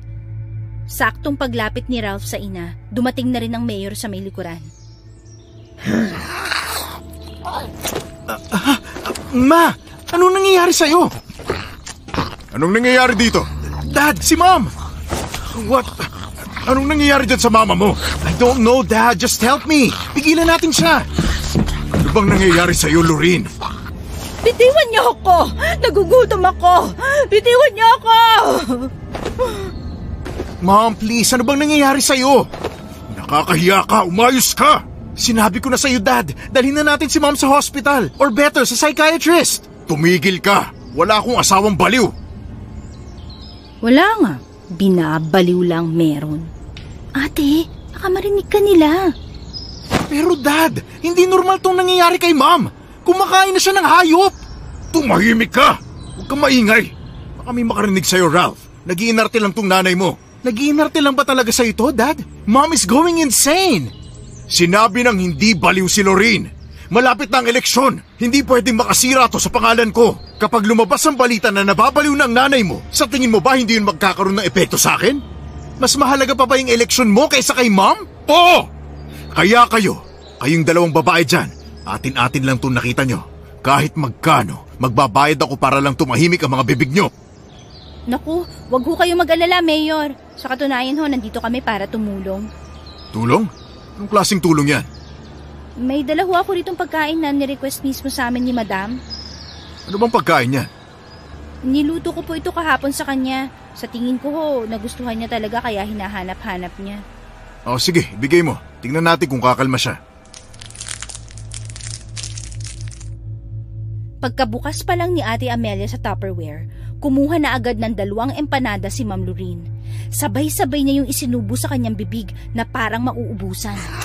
Hindi na rin niya pinansin ang duguan niya mga kamay basta makakain lang siya. Pinapanood lang namin siya lahat sa ginagawa niya. Nakikita ko naman ang pag-aalala sa mukha ni Ralph. Sa loob-loob ko, naaawa ko sa kanya at nag-aalala. Sa tingin ko, yung pagkain na yan ang magpapakalma sa kanya. Sa tingin ko nga ho, Mayor. Kaya mo bang gumawa ng maraming ganyan? Dad, talaga bang dyan lang tayong aasa? Kung ayaw mong dalhin si Mom sa ospital, then let me. Ako na magdadala sa kanya. Tumahimik ka, Ralph. Hindi ka rin pwedeng umalis sa baryo na to. Alam mo naman na kailangan na makita ka rin ng mga tao rito sa lugar para maipakilala na rin kita, di ba? Paano mo ako papalitan sa pamamahala sa lugar na to kung hindi ka nila kilala? Hindi ba't may usapan tayo na tatakbo ka rin bilang mayor kapag nag-retire na ako? Kaya walang aalis. Walang magpapa-ospital. Willing ho akong mag-supply ng pagkain ni Mayora.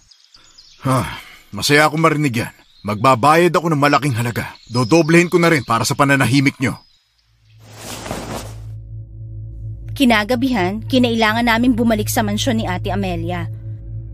Hindi na lang kasi gulay ang nirarasyon namin ngayon kung hindi pati na rin ang empanadang gulay na binibili sa amin ni Mayor bilang pagkain ng asawa niya. Wala ang Mayor nang dumating kami ron at tanging si Ralph lang sumalubong ulit sa amin. Nakaupo lang siya sa may sala habang nakayuko. Halata sa mukha niya ang lungkot. Nasa kwarto si Ma'am. Nagwawala na naman siya. Alam niyo naman kung nasa ng kwarto, di ba? Kayo na lang ang pumunta, hindi na ako sasama. Sige, ako na lang ang aakyat at magpapakain kay Madam. Sasama ako, ate. Di na, dito ka na lang. Kaya ko na tong mag-isa. Sigurado ka, Ate Amelia? Oo, aakyat na ako sa taas. Sige, ate, tawagan mo lang ako kapag may kailangan ka, ah. Sige, babalik din ako agad.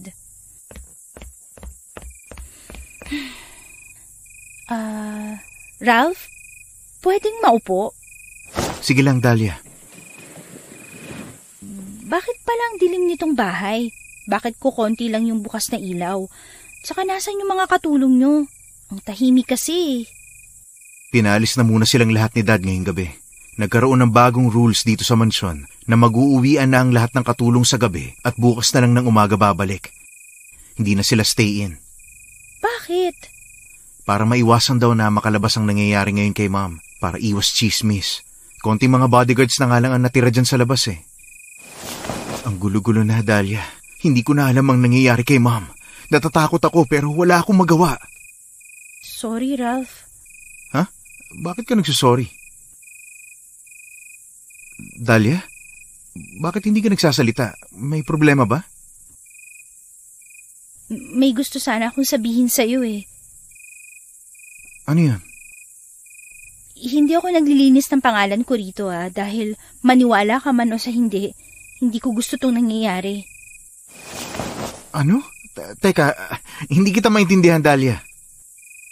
Hindi ko alam kung tama ba tong desisyon ko na umamin pero parang hindi ko na kaya. Lalo na at alam kong nag-aalala ka ng sobra sa mama mo. Alam ko rin na mabait ka kaya nararamdaman kong nilalamon talaga ako ng konsensya ko. Pwede bang diretsuhin mo na ako, Dahlia? Kami ng kapatid ko ang may kagagawa ng lahat.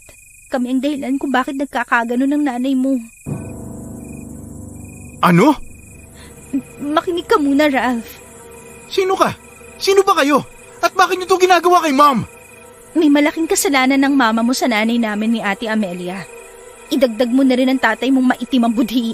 May kasalanan ng mga magulang mo sa ina namin. Kaya gumaganti kami. Sagutin mong tanong ko. Sino ka ba? Anak kami ni Mayor Jose sa labas. Pinagsamantalahan niya ang nanay namin at kami ni Ate Amelia ang naging bunga ng kasamaan niya. Habang ang mama mong sumira sa pangalan ng nanay namin kaya siya nabaliw. Kayo yun? Ano? Kilala mo kami? Bata pa ako noon eh.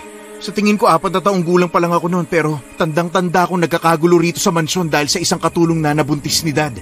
Ibig sabihin kayo pala yun? Ang muntika ng sumira sa pamilya ko? Ang magulang mong sumira kay nanay. Biktima lang kami ng kasamaan ni Mayor at ng mama mo. Kaya ginagantihan niyo si Ma'am? Bakit kailangan niyo pang sumulpot ulit? Tahimik na ang buhay namin ah. Bakit guguluhin niyo pa? Ha? Teka, akala ko maiintindihan mo ang pinanggagalingan namin, Ralph. Maiintindihan? Bakit? Sino ba kayo para intindihin ko? Anak lang kayo sa labas ni Dad. Isang malaking pagkakamali lang kayo.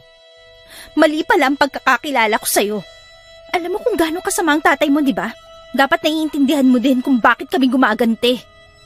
Oo, masama si Dad. Pero hindi ibig sabihin nun na papayag ako sirain nyo ang magandang buhay namin. Hindi ako papayag. Nabigla na lang ako nang pumatong sa akin si Ralph at sinakal ako. Nanlaki ang mga mata ko dahil kitang-kita ko ang galit sa mukha niya. Hindi ko rin nagawang makasigaw dahil sa higpit ng kapit niya sa akin. Tinulak ko siya pero mas malaki siya sa akin at ang bigat ng katawan niya ay dumadagan sa katawan ko. Papatayin kita! Anong karapatan mo para sirain ang pamilya ko? Itiwan mo ako! Itiwan mo ako! Nasasaktan ako! Talagang masasaktan ka! Ate! Ate, tulong! Kahit anong gawin mo, hindi ka maririnig ng kapatid mo. May isang paraan lang para makaligtas ka. Yun ay pagalingin niyo si Mom. Ralph, what are you doing? Bakit mo sinasakal ang babaeng yan?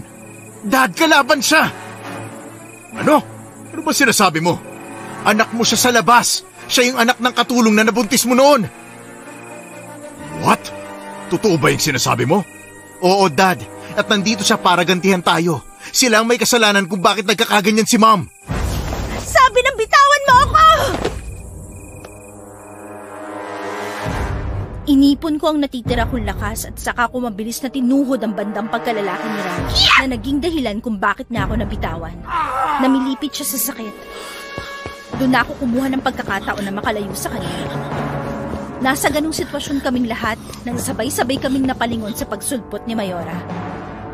Sa mataas na bahagi ng hagdan nila, tinalon niya lang yun ng walang kahirap-hirap.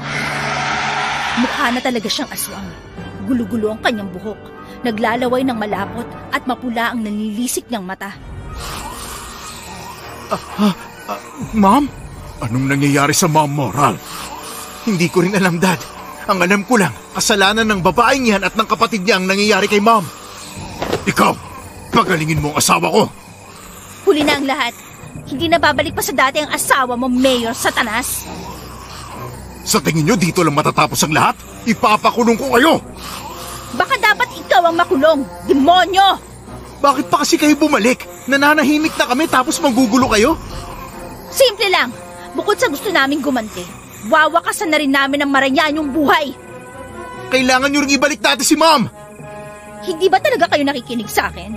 Hindi na siya babalik! Tuluyan na siya naging aswang! What? Aswang? Pinaglololoko niyo ba kami? Wala kaming panong sa ganitong kalokohan. Nagloloko kami? Tingnan niyo kung biro lang to! Mula sa bulsa ng suot na saya ni Ate Amelia, may nilabas siya ron na isang bote na maliit. Sigurado ko na yun ang bote na pinaglalagyan ng langis na mula sa karne ng tao. Dahan-dahan yung binuksan ni Ate at sinaboy ang natitirang laman nun sa direksyon ni Mayor. Biglang nagwala ang mayor. Tinalo na naman niya na parang isang unggol ang pagitan nila ng mayor at sa kanya to dinampahan. Napasigaw ang mayor nang kagatin siya ng asawa sa kanyang balikat. Malakas yun, kaya hindi malabong narinig yun ng mga bodyguard na nakabantay sa gilid ng bahay. Kaya nagmadali silang pumasok sa may sala. 4 na mga kalalakihan yon na mabilis na tumakbo para makalapit kay mayor. Pinilit nilang tanggalin si Mayora mula sa pagkakapatong niya. Nang matanggal, ay agad na pinunteriya ni Ma'am Lorraine ang mga bodyguard. May ilan na pinagkakalmot niya ang katawan at mukha, habang ang ilan naman ay pilit niyang sinasakmal. Saglit lang at napuno na ng mga daing ang buong sala.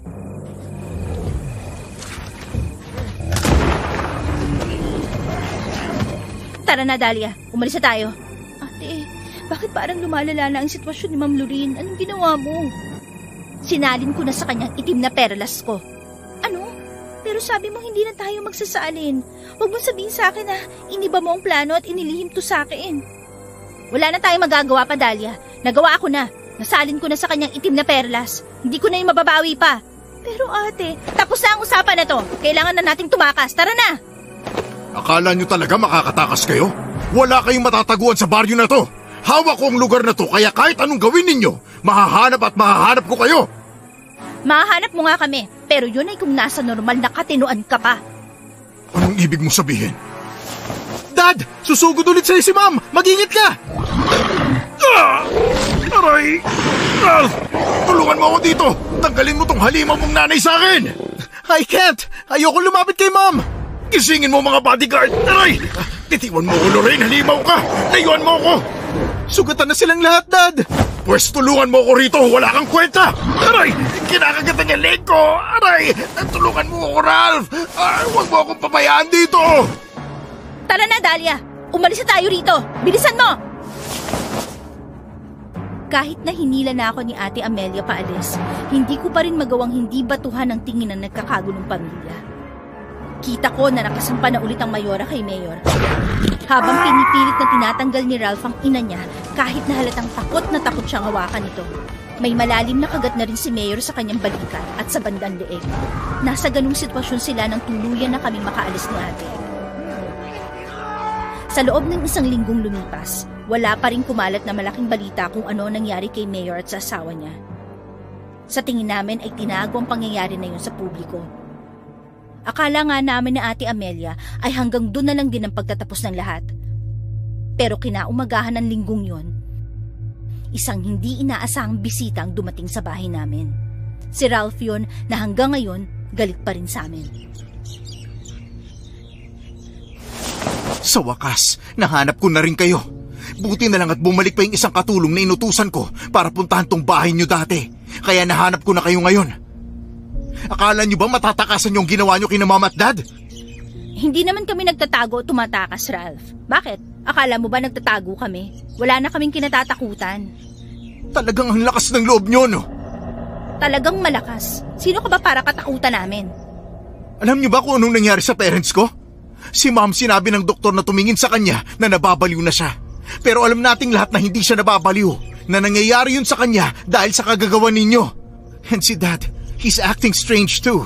Lagi niyang iniinda yung sugat niya na hindi pa gumagaling hanggang ngayon. And the worst thing is, ang baho-baho pa nun. Sa ginawa ninyo, tinanggalan niyo na ako ng magulang. Umaangal ka na agad, Ralph? Nagre-reklamo ka na agad sa sitwasyon na meron ka, samantalang 1 linggo mo pa lang na inaalagaan ng mga magulang mo? Ano pa kaya kami na simula nang mamulat kami sa mundong to, inaalagaan na namin ang baliw naming ina na binaliw ng tatay mong manyakis at ina mong matapobre? Ano? Anong ibig mo sabihin? Anong ibig kong sabihin? Halika, ipapakita ko sa'yo ang tinutukoy ko. Wala ako nagawa pa nang nilapitan ni Ate Amelia si Ralph kung saan marahas nang hinila ito sa damit at kinaladkad papunta sa silid ni nanay. Kahit pigilan ko si ate, alam kong hindi siya magpapapigil. Sa loob ng kwarto, pare-pareho naming nakita si nanay na nakakadena habang nakatulala. Hawak-hawak niya yung buto ng kamay ng tao na ginagawa niyang laruan. Nakita ko sa mukha ni Ralph ang takot at hindi pagkapaniwala sa nakikita.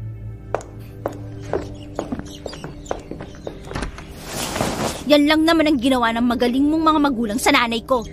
Bago pa kami pinanganak sa mundong to, baliw na si nanay. At kagagawan nyo ni Mayor at ng mama mo. Pero nananahimik na kami. Bakit kailangan nyo pa bumalik? Bakit hindi na lang tayo nagstay kung nasan tayo? Bakit kailangan nyo pang gumawa ng sarili nyong daan para mag-cruise sa mga landas natin? Dahil hindi ganun kadaling kalimutan lang ang lahat. Pwes ako nang makikiusap sa inyo. Please, parang awa nyo na. Ibalik nyo na sa dati si Ma'am. At kung may alam kayong paraan para gumaling din ang sugat ni Dad, please, tulungan nyo ako. I can't handle this alone. Wala na kami magagawa pa. I mean, wala na. Kayong gumawa nun kay Ma'am, di ba? Ibig sabihin may alam kayong pangontra doon. Wala na. Aswang na talaga ang mama mo. At hindi na rin ako mabibigla na magiging aswang na rin si Mayor. Ha? Ano? Anong ibig mong sabihin, Ate Amelia? Gaano ba kahirap ang sinabi ko para hindi nyo maintindihan? Sa hindi pa lang paggaling ng mga sugat ng Mayor, ibig sabihin lang nun na may hawa na siya ng aswang. Nakagat siya ng aswang, hindi ba? Nahawa na siya. Ate! No! Hindi pwede mangyari yun! Pwes, nangyari na ang nangyari. Uulitin ko, hindi na namin mababalik pa sa normal ang nanay mo. At ang mangyayari ngayon sa Mayor ay hindi na namin kagagawan pa. Si Mayora ang naglagay kay Mayor sa alanganin, hindi kami. Ang mama mo ang nagbigay ng hawa sa papa mo. Pero kayo ang punot dulo ng lahat! Hindi ko gusto ang pagduduro-duro mo ngayon sa akin, ha? Huwag mo akong babastusin sa sarili namin pamamahay, Ralph. Kung ako sa'yo, para hindi na lumalapat ang pag-uusap natin, simulan mo nang tanggapin ang bagong kapalaran ng mga magulang mo. Hindi na sila babalik pa sa dati! Umalis ka na! Hindi! Ibalik mo sa dati si Ma'am! Ibalik mo siya! Ibalik nyo! Hindi ako papayag! Umalis ka na! Huwag mong sagarin ang pasensya ko dahil kapag napuno ako sa'yo, baka pati ikaw gawin ko na ring aswang. Sobrang dali lang gawin nun. Ha? Ano? Alam kong naririnig mo ang sinasabi ko. Gagawin kitang aswang kung hindi ka pa aalis sa pamamahay namin. At kapag bumalik ka pa rito, tsak na hindi mo na talaga magugustuhan. Hindi lang yun. Huwag mo na rin subukan pa na gumante o kalabanin ng pamilya ko. Dahil ipapalapa kita sa angkan ng mga bangkilan.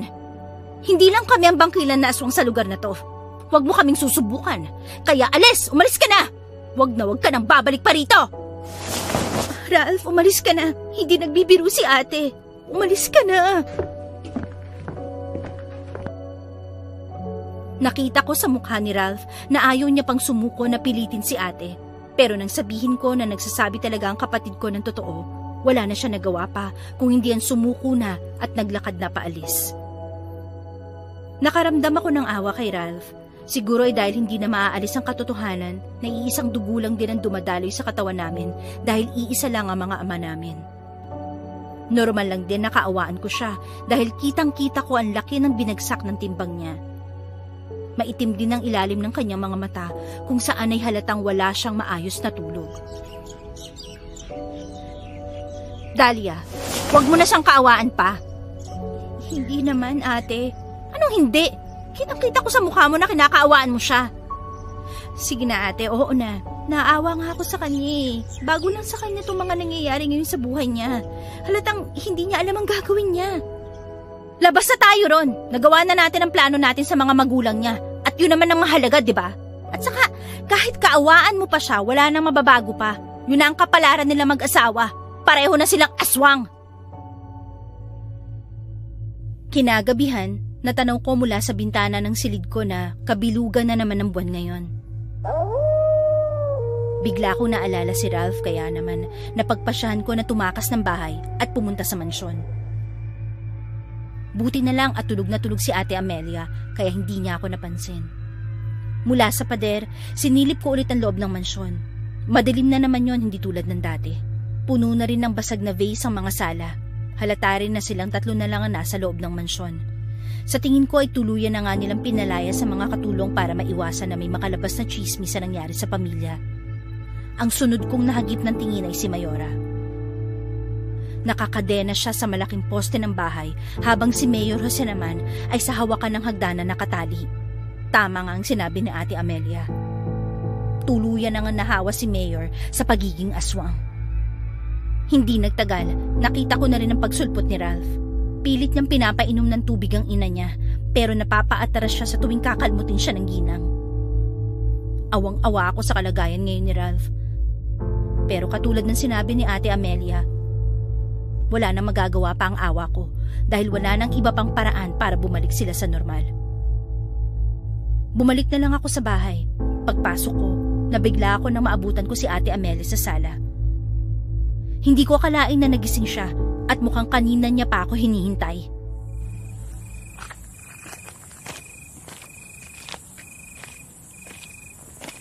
San ka galing? Wala, Ate Amelia. Nagpahangin lang ako. Huwag ka nga magsinungaling. Alam ko nagpunta ka sa mansyon. Sorry, ate. Sumilip lang naman ako eh. Wala akong ginawa kahit ano.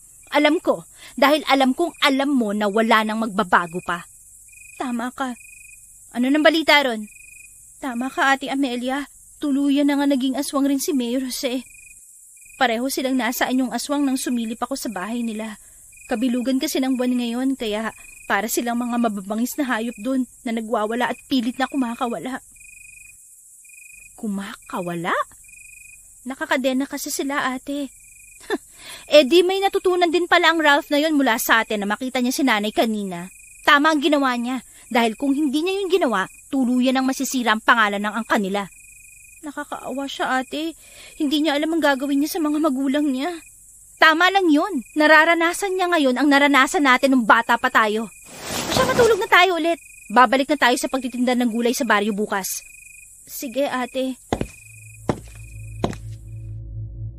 Kinabukasan, nagising ako na pinapakainan ni Ate Amelia ng almusal si nanay. Nagtitimpla lang ako ng kape noon nang marinig ko na masaya pang binabalita ni ate kay nanay ang nangyari kay Mayor at kay Mayora.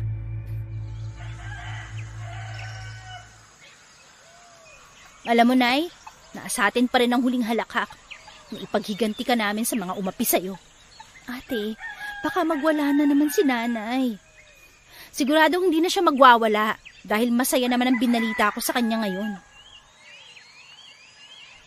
Nay, tapos na ang maliligayang araw ni Mayor at ng matapobre niyang asawa. Alam mo ba, Nay, mga aswang na sila ngayon. Miserable na rin ang buhay nila.